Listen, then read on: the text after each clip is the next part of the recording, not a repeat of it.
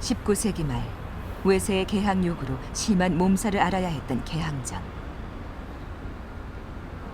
결국 1876년 조일 수호 조규라는 불평등 조약으로 부산항이 개항되고 연이어 1880년에 원산항, 1883년에 인천항이 개항된다.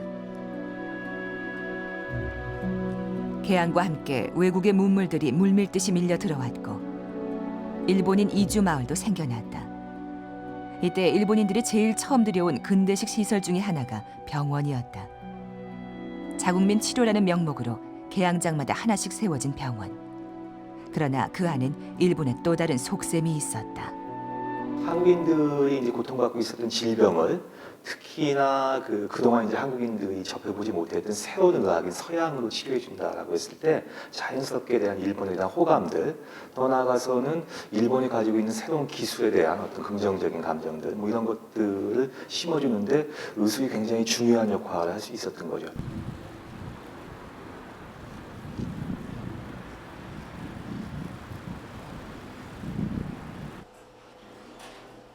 일본인이 세운 근대식 병원이 한국인들의 생활 깊숙이 파고들 즈음 한국에 와 있던 외국인 선교사 알렌이 근대식 병원의 건립을 제안하게 된 것이다.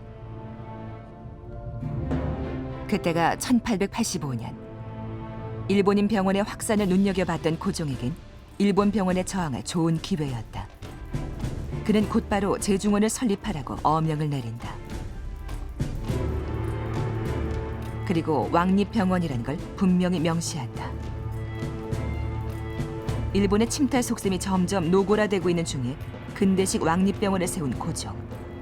그러한 고종의 뜻을 누구보다 잘 알고 있던 인물이 에비슨이다. 제중원에 대한 고종의 애정은 이름을 짓는 과정에서도 여실히 드러난다.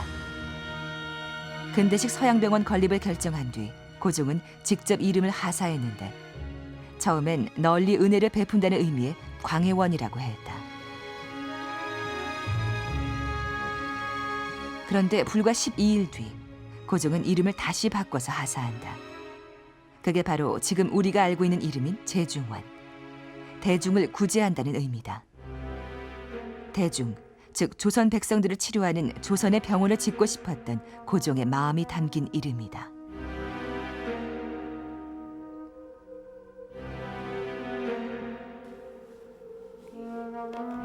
의정부의 강요 회의록인 주본 조난에도 고종의 마음을 엿볼 수 있는 기록이 남아있다. 제중원 찬성금으로 3,000원을 하사했다는 기록이다. 당시 쌀 한 가마니의 가격이 3원. 찬성금 3,000원은 아주 큰 돈이었다. 고종의 뜻을 누구보다 잘 알고 있던 에비스는 직접 미국까지 건너가서 마련한 기부금으로 현대식 시설을 갖춘 의학교를 세운다. 드디어 다양한 임상 경험 속에 체계적인 의학 교육이 시작된 것이다. 최초의 조선인 의사들도 이곳에서 공부를 하게 된다.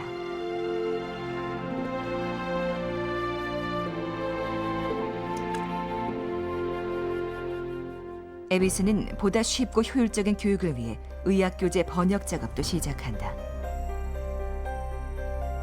전문 의학 용어에 맞는 한국말을 찾는 과정은 외국인 에비슨에게 아주 어려운 일이었다. 에비슨은 조선인 제자들의 도움을 받아 번역 작업에 속도를 붙이기 시작한다. 이때 교과서 번역 작업을 처음부터 끝까지 함께했던 사람이 바로 김필손이었다.